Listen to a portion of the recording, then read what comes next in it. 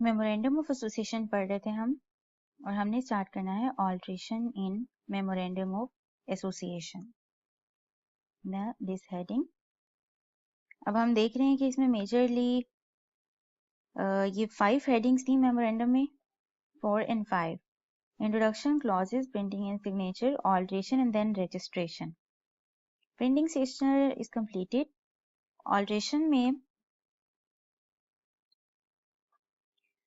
Alteration में अभी देखेंगे इसमें सब हेडिंग्स, रीजंस देखेंगे ऑल्ट्रेशन की। रजिस्टर्ड ऑफिस में ऑल्ट्रेशन देखेंगे, प्रिंसिपल लाइन ऑफ बिजनेस में ऑल्ट्रेशन देखेंगे, एसएसीपी की अप्रूवल कब चाहिए होगी वो देखेंगे, और इफेक्ट क्या आएगा इस ऑल्ट्रेशन का वो देखेंगे। आप अगर आईकेप की स्टडी टेक्स्ट में देखें तो हमारी मेजर और मेन हेडिंग इज ऑल्ट्रेशन और सब हेडिंग्स में रीजंस ये हमने वहां आइडेंटिफाई की। रजिस्टर ऑफिस में alteration, principal line of business में ऑल्ट्रेशन, कमीशन की approval, then effect of alteration. तो ये इसके अंदर हेडिंग्स हैं, हम इसको नोट से भी देखते हैं और समझते हैं। सबसे पहले तो जी ये देखिए कि मेमोरेंडम किस चीज से मिलके बना हुआ है। हमें पता है, हम पढ़ने लगे हैं ऑल्ट्रेशन।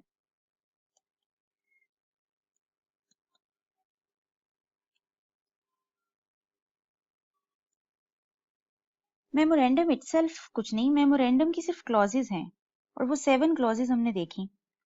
और अगर मेमोरेंडम में चेंज करना है तो इट्स मीन कि मेमोरेंडम की इन क्लॉजेज में चेंज करना है। अब हम बारी बारी देखते हैं कि पहली क्लॉज क्या थी, नेम क्लॉज। दूसरी क्लॉज क्या थी, रजिस्टर्ड ऑफिस क्लॉज। तीसरी क्या थी, principal line of business.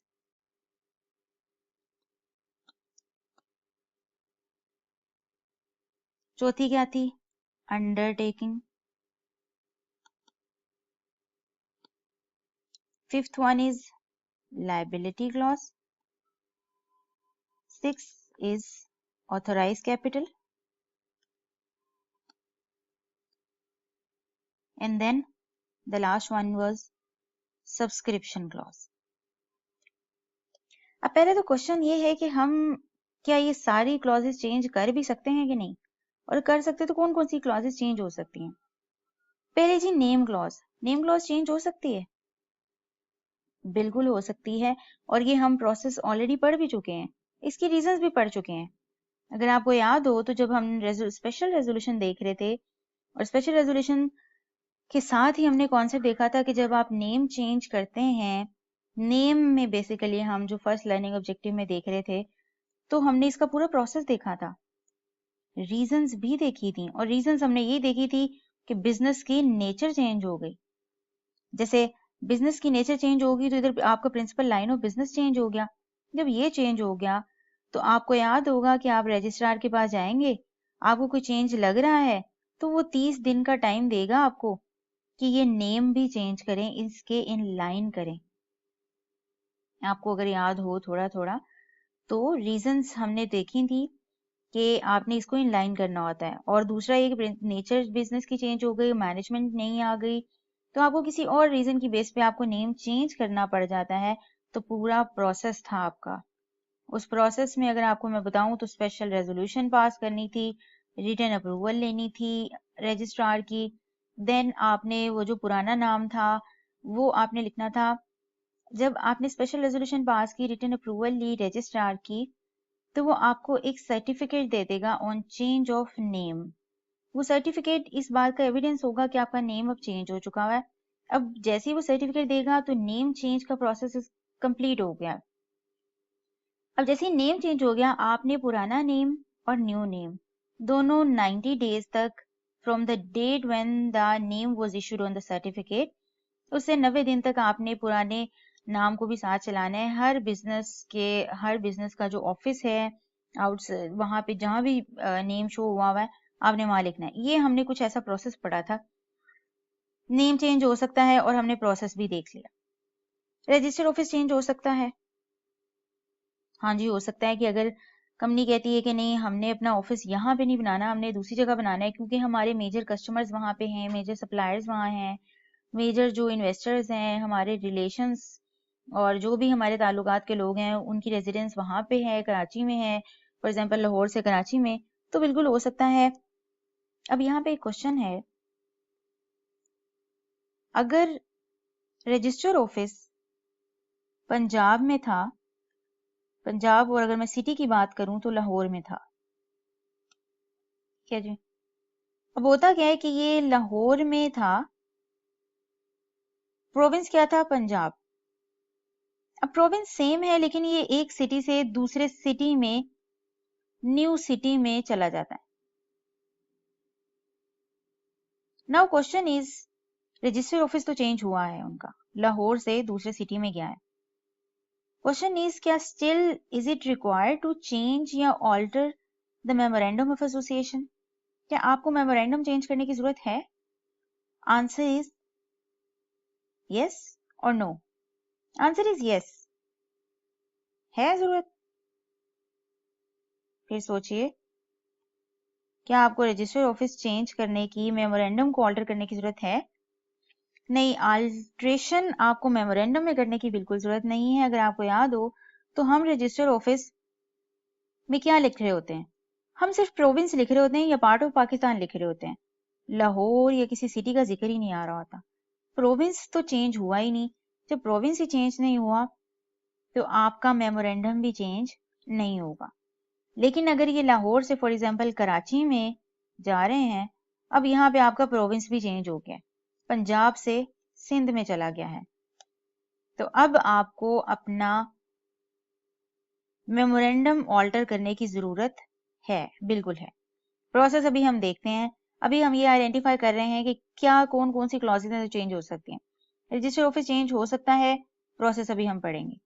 Principal line of business clause change हो सकती है, जी बिल्कुल हो सकती है। हमने जब नेम भी देखा कि बिजनेस की अगर आपकी नेचर चेंज हो गई है या main principal line of business आपने चेंज कर लिया, जैसे हम कल देख रहे थे, आप बाइक्स या व्हीकल्स की बजाय, कार गाड़ियां बजाय अब आप सोप मैन्युफैक्चर करना चाहते हैं, तो मेन आपका principal line of business change हो चुका है, तो ये भी बिल्कुल हो सकता है।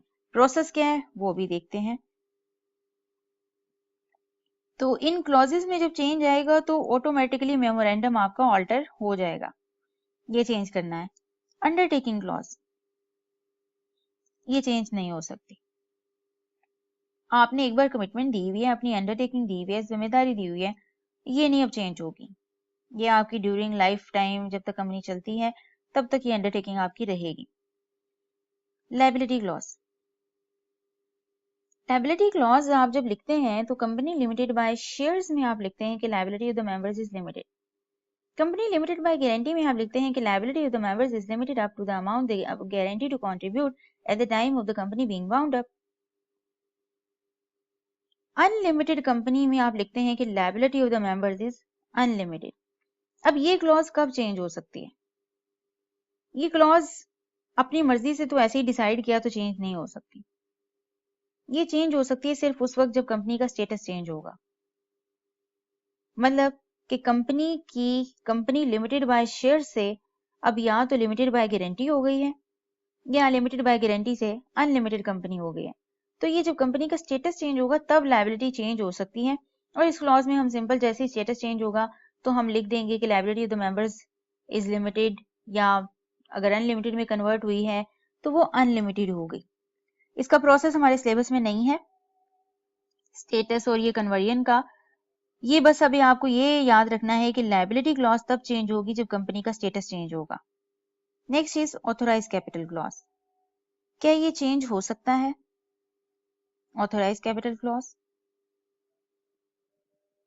और हो सकता है तो कब हो सकता है? पहले तो इस सवाल का जवाब कि क्या ये चेंज हो सकता है, क्या कंपनी और कुछ करती है, कुछ ऐसे एक्शंस करती है कि जिससे आपको जरूरत पड़े कि आपको ऑथराइज कैपिटल चेंज करना पड़े। हाँ जी, ये कंपनी कर भी सकती है और ऐसा हो भी जाता है कि ये ऑथराइज कैपिटल क्लॉज चेंज करनी पड़े और मेमोरेंडम अल्टीमेटली आपको ऑल्टर करना पड़े। ये कब हो सकता है? हमने पढ़ा था कि authorise capital clause, authorise capital is basically a limit आपके शेयर्स की। अब लिमिट को बढ़ाने की आपको क्या जरूरत आई, लिमिट को कम करने की क्या जरूरत आई? ये ऐसा है कि कंपनी को और पैसों की जरूरत पड़ गई। कंपनी ने अपने लिखा हुआ था कि हम 1 लाख शेयर्स इशू करेंगे। कंपनी ने सारे 1 लाख शेयर्स इशू कर दिए हुए हैं, वो पेड अप भी हैं। अब कंपनी को मजीद पैसों की जरूरत है, वो नए शेयर्स इशू करना चाहती है, लेकिन जबकि उसकी मेमोरेंडम में लिखा हुआ है कि आपकी लिमिट सिर्फ 1 लाख है। तो अब उसको अपनी लिमिट बढ़ाने के लिए ऑब्वियसली पहले ऑथोराइज कैपिटल क्लॉज को चेंज करना पड़ेगा, देन वो नए शेयर्स इशू कर सकती है। अब ये ऑथोराइज कैपिटल क्लॉज को चेंज कैसे करना है, ये हम अपना चैप्टर 21 है शेयर कैपिटल के जो चेंज का प्रोसेस है वहां जाके सारा कंप्लीट प्रोसेस देखेंगे। ओके, यानी कि ऑथोराइज कैपिटल क्लॉज भी चेंज हो सकती है। अच्छा, क्वेश्चन इज कि अगर सपोज 1 लाख मेमोरेंडम में लिखा हुआ है, कंपनी ने इशू किया था जिसमें से 70,000 कल वाली एग्जांपल, और इसमें से 50,000 जो है वो पेड अप है। अब कंपनी को मजीद पैसे आते हैं, फॉर एग्जांपल 2 लाख जो अनपेड है। क्या कंपनी को मेमोरेंडम चेंज करने की जरूरत है? नो, क्योंकि आप मेमोरेंडम में ऑथोराइज कैपिटल क्लॉज चेंज करते हैं, ऑथोराइज शेयर कैपिटल चेंज करते हैं, पेड अप या इशूड कैपिटल चेंज नहीं करते। वो इनफैक्ट वो आता ही नहीं है, उसमें पेड अप का कोई कॉन्सेप्ट नहीं है। ये हम आर्टिकल्स में जरूर देखेंगे। इसमें इस मेमोरेंडम में ऑथोराइज कैपिटल क्लॉज, सिर्फ ऑथोराइज कैपिटल क्लॉज आएगा बस। ओके, सब्सक्रिप्शन क्लॉज चेंज हो सकती है। सब्सक्रिप्शन क्लॉज में पहले तो बताइए होता क्या था। वो subscriber to the memorandum undertaking दे रहे होते थे कि हम जो हैं, हम कंपनी बनाने के ख्वाहिशमंद हैं और हमारे पर्टिकुलर्स ऐड हो गए हैं, और एक तरह की सब्सक्रिप्शन, एक 4-5 लाइनें जो हमने देखी भी थी वो दे रहे हैं। क्या ये चेंज हो सकती है? क्या subscriber to the memorandum change हो सकते हैं? No, subscriber to the memorandum कभी चेंज नहीं हो सकते। जिन्होंने साइन किया वो साइन हता हयात रहेगा, ये साइन कभी नहीं मिटेंगे। इसका मतलब सब्सक्रिप्शन क्लॉज भी कभी भी चेंज नहीं हो सकती। तो चेंज कौन कौन सी हो सकती हैं? Name, register office, principal line of business, authorise capital, ये चेंज नहीं हो सकती। लायबिलिटी का मैंने इसलिए हाईलाइट नहीं किया क्योंकि हमारे सिलेबस में नहीं है इसकी कन्वर्जन का प्रोसेस। तो हमने नेम चेंज का जो भी ऑल्ट्रेशन प्रोसेस पढ़ लिया। अब हम देखेंगे register office, principal line of business और ऑथोराइज कैपिटल। और ऑथोराइज कैपिटल का भी प्रोसेस हम चैप्टर 21 में देखेंगे। इट्स मीन कि इस चैप्टर में हमने ऑल्ट्रेशन में जब पढ़ना है तो हमने सिर्फ रजिस्टर ऑफिस और प्रिंसिपल लाइन ऑफ बिजनेस में ऑल्ट्रेशन की बात करनी है, उसका प्रोसेस समझना है, और नेम का हम ऑलरेडी पढ़ चुके हैं। तो 3 क्लॉजेस में जो वेरिएशन है वो हम इस चैप्टर में पढ़ेंगे, ये वहां पढ़ेंगे। ये सब्सक्रिप्शन क्लॉज चेंज ही नहीं होती, अंडरटेकिंग भी कभी आती है, किसी कंपनीज में होती नहीं है, और ये भी चेंज नहीं होती। पहले देखते हैं कि रजिस्टर ऑफिस कब कब चेंज करना पड़ सकता है, रीजंस देखते हैं। अब हम आ जाते हैं सबसे पहला, अब हमने मेजरली 2 चीजों में ऑल्ट्रेशन देखनी है, रजिस्टर ऑफिस और प्रिंसिपल लाइन ऑफ बिजनेस। हम पहले देखते हैं रजिस्टर्ड ऑफिस में जो आप ऑल्ट्रेशन करेंगे वो कब करनी पड़ सकती है, रीजंस क्या है। पहली चीज,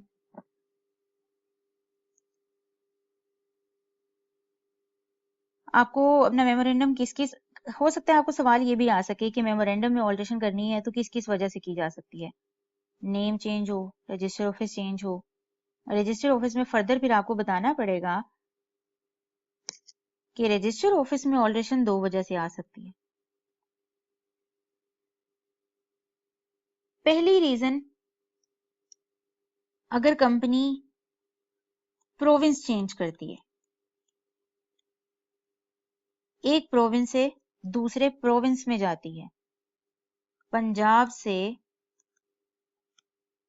कराची, इस मीन को वो ऐसे सिटी से दूसरे सिटी में गई है क्या वो जो दूसरा सिटी है वो दूसरे प्रोविंस की टेरिटरी में आता है, प्रोविंस चेंज हो जाए, या फिर एक ऐसे इलाके में थी पहले उसका रजिस्टर ऑफिस जो पार्ट ऑफ पाकिस्तान था और अब वो प्रोविंस का पार्ट हो, प्रोविंस में चली गई है। इट्स मीन के इसकी बात हो रही है इस्लामाबाद टेरिटरी में थी, लेकिन अब इसका ऑफिस इस्लामाबाद से आ गया लाहौर में, और लाहौर अल्टीमेटली क्या है, पंजाब। तो दो वजह से आपको रजिस्टर ऑफिस में ऑल्ट्रेशन करनी पड़ सकती है, क्योंकि Islamabad is a capital territory which is the part of Pakistan not forming the part of province and vice versa. ठीक है जी, ये दो रीजन है जिसकी वजह से आपको रजिस्टर ऑफिस में चेंज करना पड़ता है। प्रिंसिपल लाइन ऑफ बिजनेस में आपको कब चेंज करना पड़ेगा?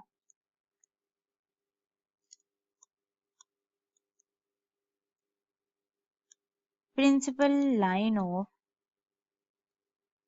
बिजनेस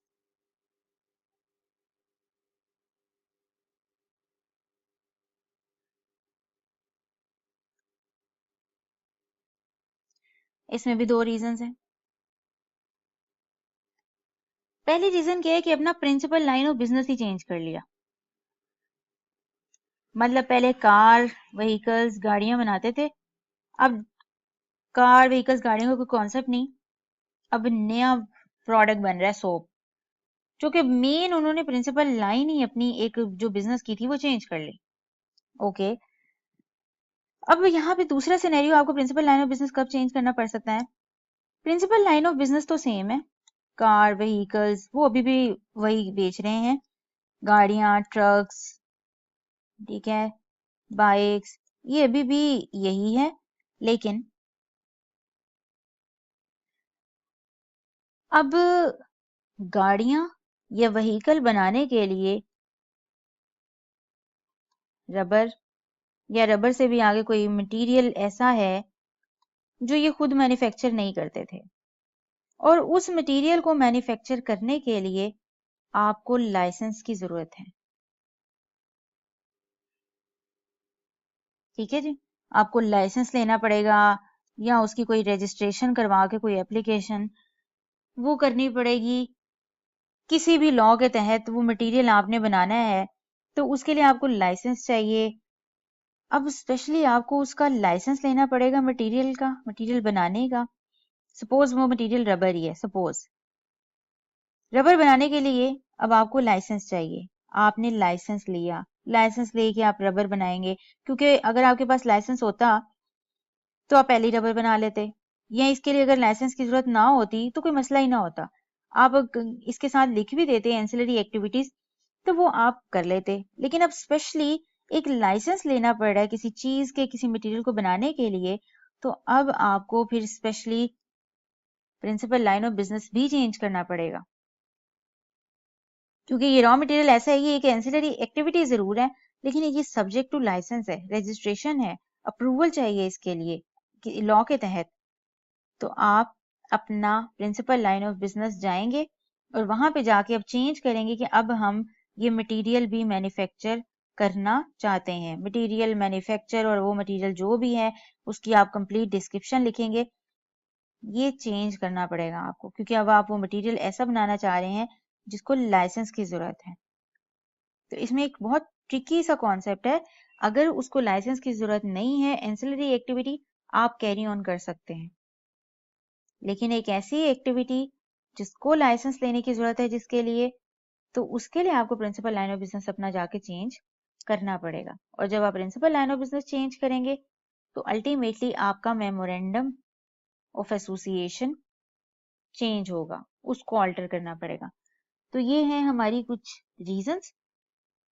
अब हम आते हैं, ये हमने रीजंस पढ़ी कि रजिस्टर ऑफिस आपको कब चेंज करना पड़ सकता है और प्रिंसिपल लाइन ऑफ बिजनेस आपको किन किन बेसिस पे चेंज करना पड़ सकता है।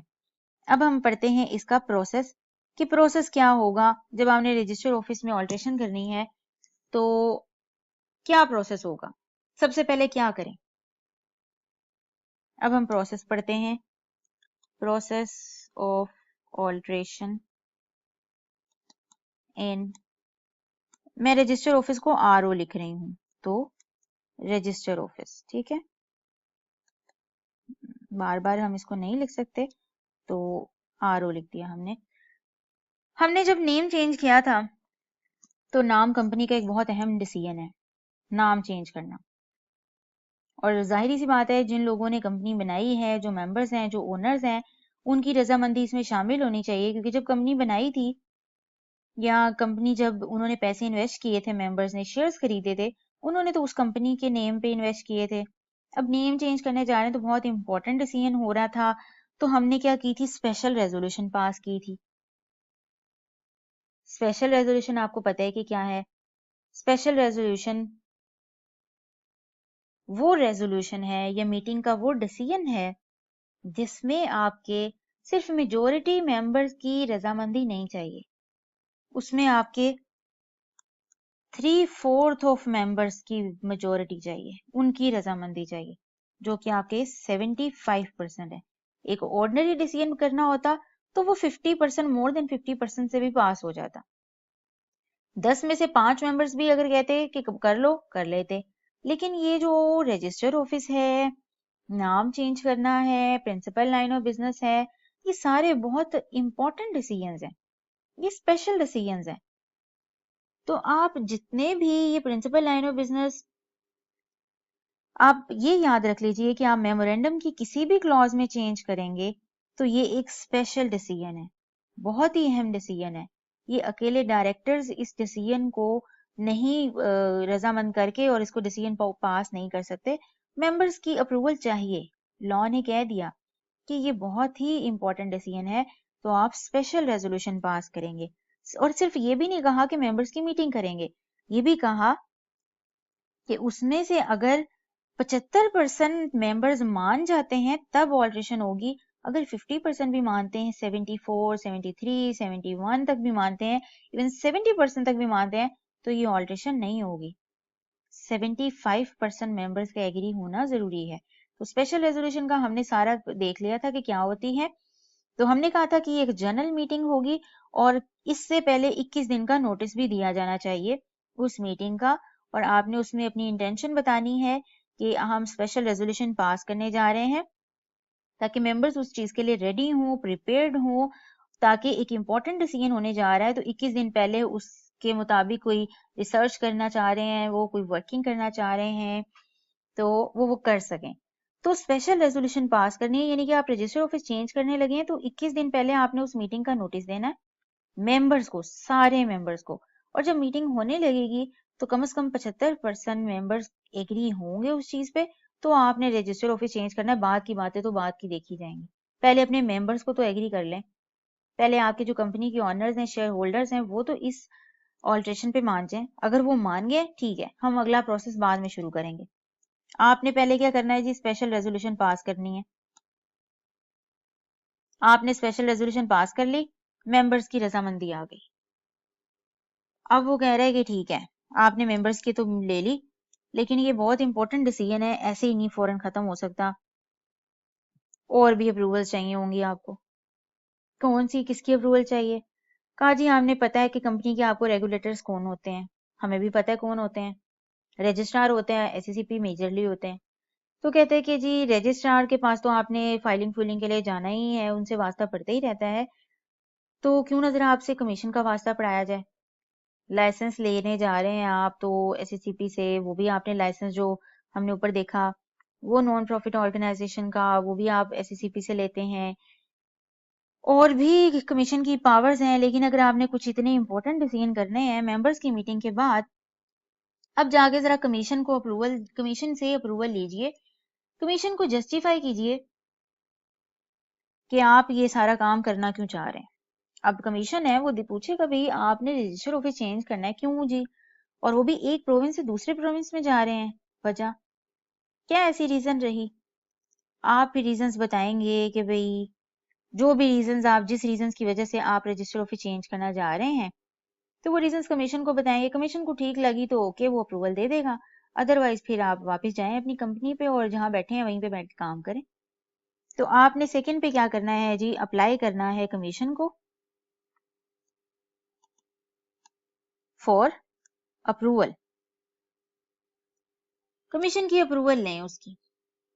चलें सपोज कमीशन की भी अप्रूवल आ गई, मेजर तो काम हो गए। ये स्पेशल रेजोल्यूशन का मकसद था कि मेंबर्स की अप्रूवल आ जाए, कंपनी के ऑनर्स हैं जो शेयर होल्डर्स हैं।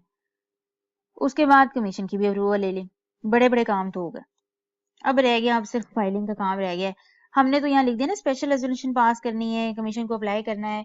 कंपनी को बड़ा देर लग जाती है ये प्रोसेस करते हुए। एक्चुअली में जब ये चीज़ें होती हैं तो ये बड़ा एक थकाने वाला काम होता है कि जाएं बाकायदा कमीशन से अप्रूवल लें, मेंबर्स की मीटिंग करने के लिए पहले मेंबर्स का नोटिस दें, एजेंडा तैयार करें स्पेशल रेजोल्यूशन का, जस्टिफिकेशन प्रिपेयर करें। तो ये आम सी छोटी सी चीज़ें नहीं है। ये हमने एक लाइन में लिख दिया कि स्पेशल रेजोल्यूशन पास करें, कमीशन को अप्लाई करें अप्रूवल के लिए। बाकी it's a very long process और कंपनी को बहुत टाइम लगता है ये प्रोसेस। फिर आगे उसकी कमीशन की अप्रूवल आने में फिर उस पर भी टाइम लगता है। तो ये एक दिन में डिसाइड के दूसरे दिन ये फैसला नहीं हो जाता, तो टाइम लगता है। अच्छा जी, बड़े बड़े लोगों की परमिशन आ गई, मेंबर्स ने भी मीटिंग दे दी, अपने घर के लोगों ने, घर के लोग भी मान गए, और जो कंपनी के सरबराह हैं कह रहे हैं कि जी कमीशन रेगुलेटर कंपनी को चलाने वाले, उन्होंने भी अप्रूवल दे दी। अब कहते हैं जी ठीक है, अब कमीशन की आ गई अप्रूवल, तो अब आपको रजिस्ट्रार की कोई अप्रूवल की जरूरत नहीं है। जब बड़े ने परमिशन दे दी आपको, प्रिंसिपल ने परमिशन दे दी, तो वाइस प्रिंसिपल से परमिशन लेने की कोई जरूरत नहीं है।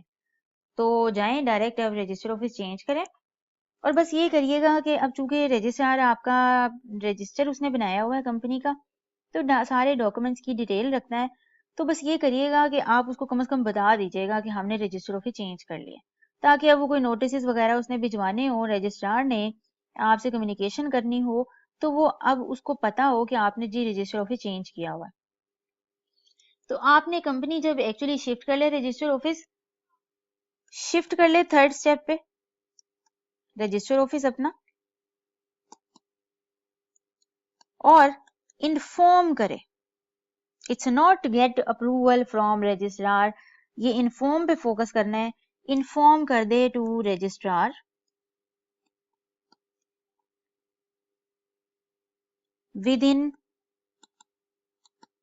15 days of shifting of register office. Special resolution pass करें, कमीशन से अप्रूवल लें, और अब रजिस्टर ऑफिस कर लें चेंज।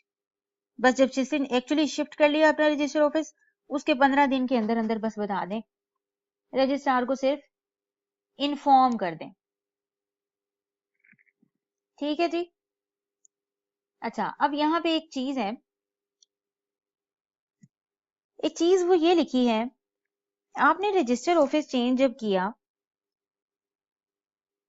फॉर एग्जांपल हमने कहा कि हमने लाहौर से कराची में किया, लाहौर इज पंजाब, कराची इज सिंध। जब आपने ये चेंज किया, पंजाब में जो रजिस्ट्रार वो था कोई ग्रेड सेम ही है आप कह लें, वो एक ग्रेड 1 का ऑफिसर था, मिस्टर एक्स। सिंध में अब कोई रजिस्ट्रार आया है, वो अब यहाँ पे इस मिस्टर एक्स की ज्यूरिसडिक्शन नहीं है, मतलब इस मिस्टर एक्स की अथॉरिटी नहीं है। यहाँ पे एक दूसरा रजिस्ट्रार है, और वो रजिस्ट्रार कह ले वो भी ग्रेड A1 का ही है एक पर्सन, लेकिन वो है मिस्टर वाई। वो कह रहे हैं कि जब आपके रजिस्टर ऑफिस चेंज करने की वजह से रजिस्ट्रार की ज्यूरिसडिक्शन भी चेंज हो जाए, यानी कि पहले कोई और रजिस्ट्रार था, अब कोई और रजिस्ट्रार है, तो अब जो भी फिजिकल रिकॉर्ड इस रजिस्ट्रार के पास पड़े होंगे, वो सारे के सारे रिकॉर्ड्स, डॉक्यूमेंट्स, वो सारे क्या होंगे, इस रजिस्ट्रार के पास चले जाएंगे। ठीक है। और सपोज मिस्टर एक्स थे, यहाँ भी मिस्टर एक्स हैं, तो कोई रजिस्ट्रार के रजिस्ट्रार के कोई डॉक्यूमेंट्स फिजिकली वहां पे ट्रांसफर करने की जरूरत नहीं है, क्योंकि यहाँ पे जो ऑफिस था इधर भी इसी रजिस्ट्रार की ज्यूरिसडिक्शन थी, अब वहां पे गए तो वहां भी उसी रजिस्ट्रार की ज्यूरिसडिक्शन है, तो कोई जरूरत नहीं है। अच्छा जी, ये तो प्रोसेस था ऑल्ट्रेशन इन रजिस्टर ऑफिस। अब हम प्रोसेस देखते हैं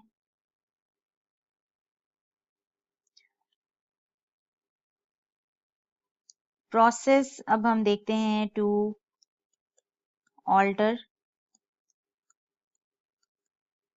principal line of business clause. Reasons हम ऊपर देख चुके हैं, अब हम प्रोसेस देखने लगे। Again process same, special resolution pass करें, कमीशन की अप्रूवल लें,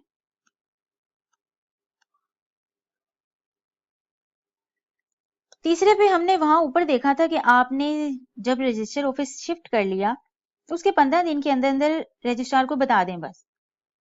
यहां पे भी वो कह रहा है कि आपने जब principal line of business change कर लिया, स्पेशल रेजोल्यूशन पास कर ली, कमीशन से अप्रूवल ले ली, अब प्रिंसिपल लाइन ऑफ बिजनेस को कर लें चेंज, और सिर्फ क्या करें, अभी भी आपने रजिस्ट्रार को सिर्फ बताना है। और अब बताना है तो वो इस तरीके से बताना है कि आपने जो अमेंड किया है जो memorandum, amended memorandum of association आपने फाइल कर देना है रजिस्ट्रार को। अमेंडेड कौन सा होगा? ऑब्वियसली जिसमें आपने प्रिंसिपल लाइन ऑफ बिजनेस अपना चेंज किया होगा, और वो कितनी देर में? जिस दिन आपने चेंज किया उसके 30 डेज के अंदर अंदर, with in 30 days of change आपने अमेंडेड मेमोरेंडम फाइल कर देना है रजिस्ट्रार को। यहाँ पे क्या था, जब रजिस्टर ऑफिस एक्चुअली शिफ्ट कर लिया उसके 15 दिन के अंदर अंदर आपने रजिस्ट्रार को इन्फॉर्म करना है। यहाँ पे आपने 30 दिन चेंज करने के 30 दिन के अंदर अंदर अमेंडेड मेमोरेंडम फाइल करना है रजिस्ट्रार को। इस मीन के जो अमेंडेड मेमोरेंडम, अब वो आपकी प्रिंसिपल लाइन ऑफ बिजनेस देखना चाहता है कि आपने जो चेंज करके लिखा है वो क्या लिखा है। ठीक है जी, ये प्रोसेस था। अब ये जो है कमीशन से अप्रूवल लेने का प्रोसेस, अब वो देखते हैं, वो आपके सिलेबस में है।